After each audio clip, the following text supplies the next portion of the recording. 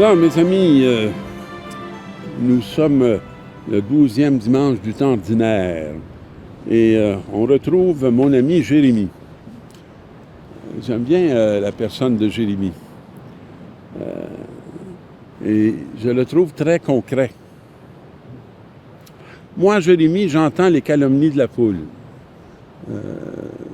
Alors, ça nous renvoie à notre propre expérience. Hein? Qu'est-ce qu'on entend ou qu'est-ce qu'on n'entend pas? Celui-là, l'épouvante de tous côtés. Tous mes amis guettent mes faux pas. Ils disent, peut-être se laissera-t-il séduire. Ça donne l'atmosphère pas mal d'une société comme la nôtre. On regarde avec beaucoup je dirais, pas de curiosité, mais on regarde de façon étrange ceux qui, de façon assez claire, sont croyants et adoptent des attitudes et des comportements qui ne font pas l'unanimité. Peut-être se laissera-t-il séduire? Va-t-il faire un faux pas? Allons-nous pouvoir un jour lui dire, ben toi aussi t'es rendu comme nous? Parce qu'on est souvent dérangé par ceux qui nous appellent plus à nous élever davantage, à être plus, à correspondre plus à la nature profonde qui est la nôtre, hein? De ne pas être des objets, mais être des sujets de Dieu, des sujets qui veulent être significatifs et ne pas entraîner sur des chemins de ténèbres ceux qui sont appelés à la lumière. Alors, mais le Seigneur est avec moi, tel un guerrier redoutable. Alors, on sent qu'il y a un combat, hein? Il y a une lutte à mener. Mes persécuteurs trébucheront, ils ne réussiront pas.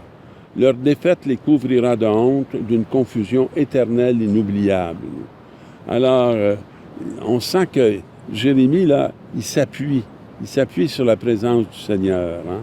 Puis il compte sur lui. Sinon, il est dans l'humilité et non pas dans l'orgueil.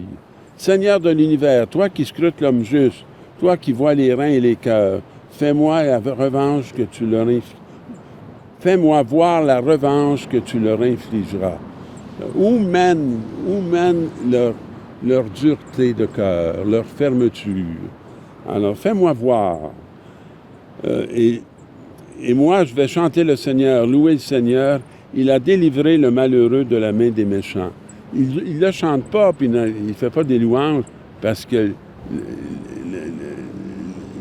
le mauvais est arrivé à sa perte. Non.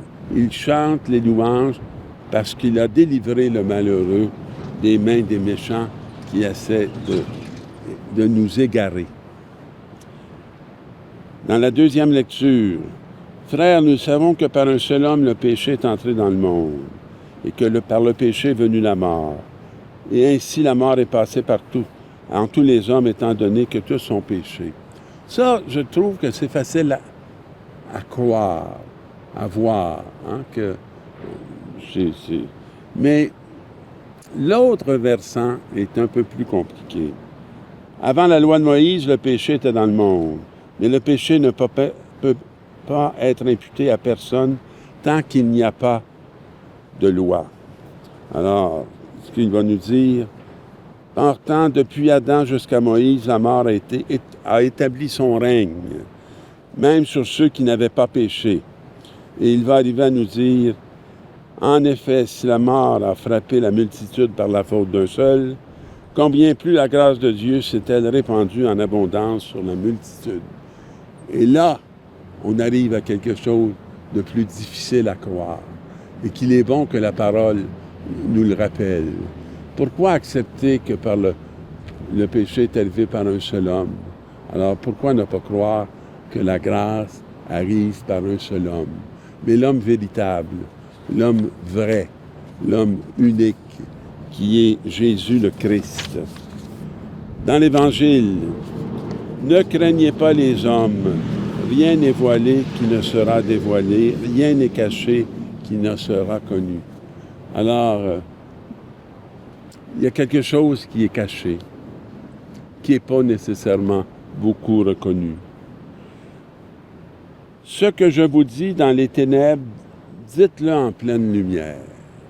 Alors, ce qui est révélé au fond de vous, cette vérité que j'ai inscrite dans vos cœurs, alors, dites-la. Et ne craignez pas ceux qui tuent le corps. Ne vous laissez pas menacer par ceux qui veulent arrêter la lumière. Soyez les serviteurs de cette lumière. Et on n'a pas à le dire nécessairement avec des mots, parce que ce n'est pas les mots qui vont le convaincre le plus. On a surtout à le dire par nos attitudes, par nos comportements, qui vont souvent faire scandale, parce que le monde a de la difficulté avec la charité, avec l'amour, celle qui nous vient de l'auteur même de la vie, et qui vont se sentir facilement menacés par ceux qui l'incarnent. Alors le Seigneur nous invite à ne pas nous taire, à ne pas nous laisser impressionner par ces forces obscures. Ne craignez pas ceux qui tuent le corps sans pouvoir tuer l'âme. Et je prie souvent pour les enfants de notre temps qui sont témoins de choses qui ne sont pas nécessairement admirables. Je vais oser le dire, je suis inquiet et je accepte cette attitude d'inquiétude qui peut m'amener à me tourner vers le Seigneur pour avoir le souci de cette réalité et de rendre auprès des enfants des témoignages qui peuvent les élever à une autre dimension que la télévision, que les téléphones ne peuvent pas rendre, mais que des témoins authentiques et vrais, des hommes et des femmes saisis par un feu qui vient de Dieu, qui vient d'en haut. 2 moineaux ne sont-ils pas vendus pour un sou? Or, pas un seul ne tombe à terre sans que votre Père le veuille. Alors, cet intérêt au petit de Dieu. Alors, il dit, quant à vous-même, les cheveux de votre terre sont tous comptés. Alors, il nous dit l'importance de la mission qui est la nôtre, de ne pas la dévaluer, de ne pas la réduire, mais de la reconnaître. Vous valez bien plus qu'une multitude de moineaux. Quiconque se déclarera pour moi devant les hommes, moi aussi je me déclarerai pour lui. Vous savez, c'est pas grand-chose parfois, mais j'ai souvent cette joie-là, moi, de rencontrer des petits, puis de leur dire qu'ils sont enfants de Dieu. Puis de leur dire les dons qui sont en eux. Parce que on ne parle pas souvent de façon vraie et authentique. On ne révèle pas souvent à l'autre qui il est pour nous, mais qui il est pour Dieu.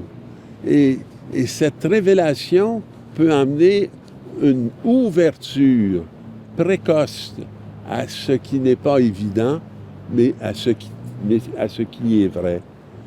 Alors, moi aussi, je me déclarerai pour lui devant mon Père qui est aux cieux.